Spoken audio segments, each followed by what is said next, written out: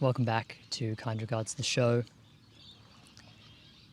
There's an attitude that I find arising in myself when I've got lots to do, or if I've got a to-do list, if I've got things to think about, the, unresolved problems.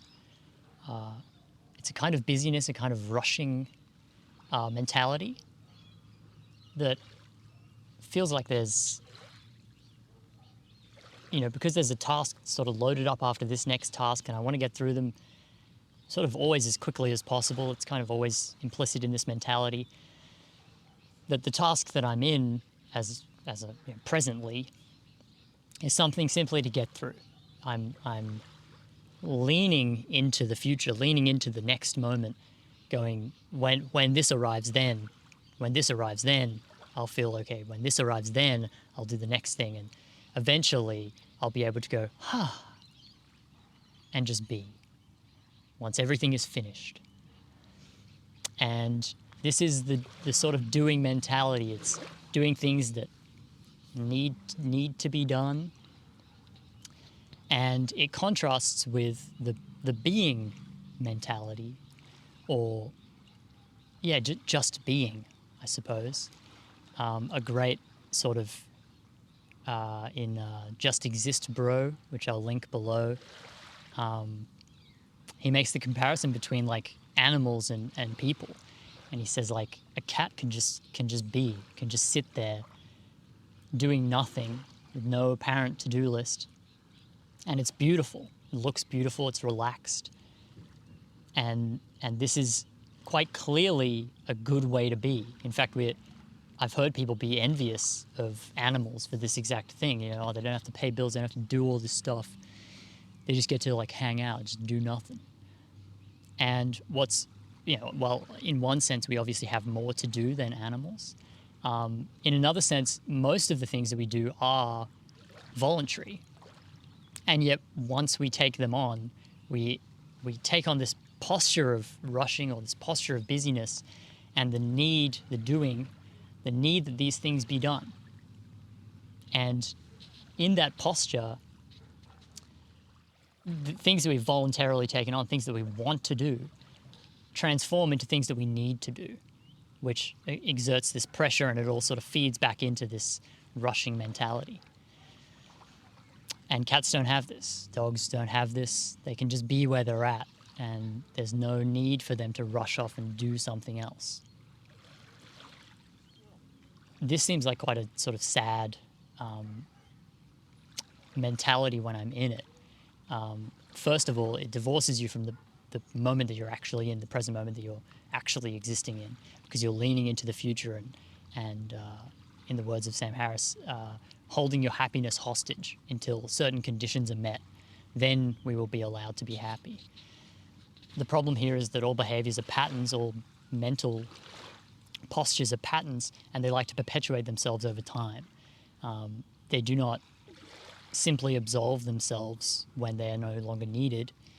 Often they will create things to do because we're in the momentum of the doing mindset is so strong and just keeps pushing us forward. So, I got to get to the end of the shift. And you get to the end of the shift and you're like, all right, I got to get home. And then you get home and you're like, I got to cook dinner. And it keeps going. And for me, it can keep going until I go to sleep. Like, even once everything is done and I have nothing to do, I do another thing, which is often we don't think of as an action or a doing thing, which is thinking. Thinking is doing. Thinking is retreating from the present moment of potential being and instead existing in a world where thoughts need to accomplish things. We need to review the past. We need to review that conversation we had with our sister, and we also need to plan the future. So we get thrown by the inertia of the doing mentality into the past and into the future. Meanwhile, we don't even know where we are. We're not even aware of what's actually happening in our mind and bodies. We are captured by thought. We are lost in thought and lost and captured by the doing mentality. Lao Tzu, sorry, the Taoist sort of sage, talks about non-doing, and effortless action, Wu Wei, which is a way of describing this non-doing mentality. That once we're okay with just doing nothing, and we're okay with just being, and that this is fine as it is, this moment, all of what's going on in me, we don't even have to be especially relaxed, but all of what's going on with me, in me, out here, my senses, I accept it and I'm okay with it. Once we do that, we can step into a world of sort of wanting to do things, being glad to do things, that we will naturally get everything that we need to do done from this mentality of non-doing, this mentality of effortlessness. Instead of forcing the world into this sort of to-do list structure and pushing through to get tasks done, which inherently we're going to pay very little attention to the task because we're paying very little attention to the present moment that we're actually in when we're doing the tasks. By forcing things into this mentality, we're rushing, we're actually not doing the things to the best of our abilities because of the lack of attention. And so to transfer into the other way, the being way, grants us access to a lot more ease, the effortlessness that he's talking about, and a distinct sort of lack of pressure to complete the tasks that we need to complete. In my own life, the sort of practical way that I can, if I remember to, step into the being mode is to do nothing. That's kind of the classic, is to just sit for a while and let the task, let the doing mindset bloom in my mind. Oh, I should do that. I should write down that idea. What if I forget it? And then let it fade away. Because everything that arises fades away.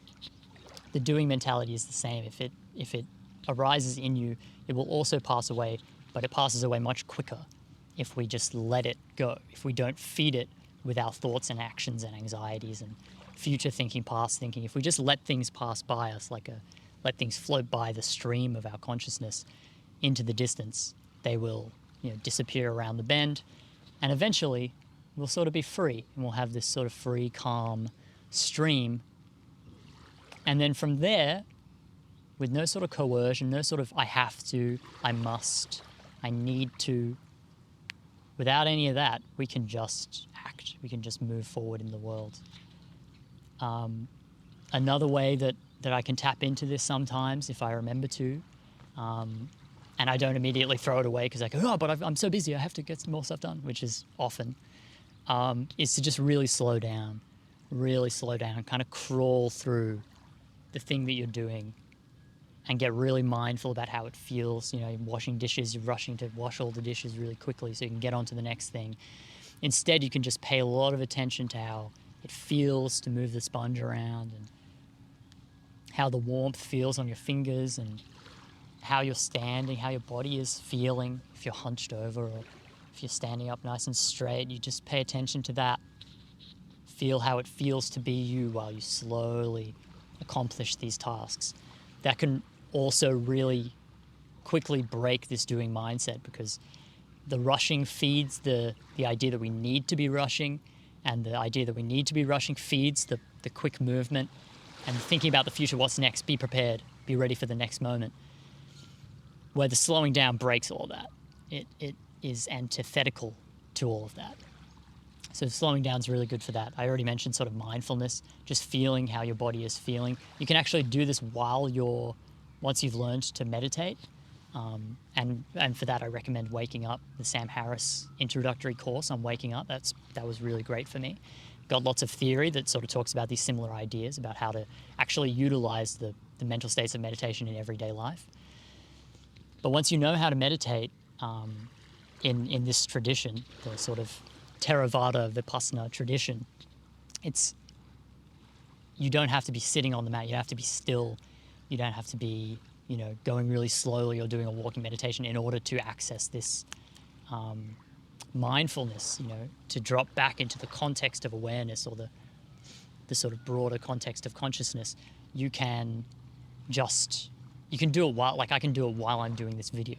Like instead of being identified with my thoughts and thinking about what to say next, I can let myself think about what to say next while simultaneously being aware of my mental, like my consciousness, if that makes sense.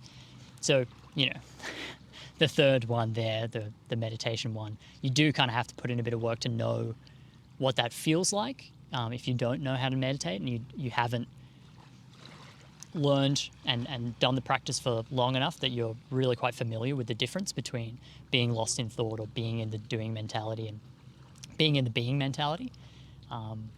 But once you have that skill, once you have learned the skill, you can actually apply it all the time. Even when you're having a conversation, doing this, going for a walk, like pick the thing, and you can meditate whilst doing that, which also breaks you free of this like identification with thought, which of course is a part of the feeding mechanism of the doing mentality. Oh, I have to do this thing. So you think about the thing, and then by thinking about the thing, it only reinforces the fact that you have to do it, and on it goes. Yeah, lastly, I suppose reading Buddhist literature, reading Taoist literature. The Tao of Pooh was really good for me, which is the sort of parallels between Taoism and Pooh Bear, Winnie the Pooh. That was really great, but I'm sure there's a million books about sort of non-doing and all this stuff, which should also be really helpful. It gives you the sort of ideas and keeps the ideas fresh in your mind so that we can remember to do it more often. Yeah, I hope that was helpful. Thanks very much. This has been Kind Regards. There's a Substack link and a YouTube and Spotify link, so whatever you like. The articles, you can read the articles. There's heaps of them on there, and you can also listen or watch on Spotify or YouTube as you like. Any thoughts, please let me know, as always. Thanks for watching. I hope this was useful. Take care.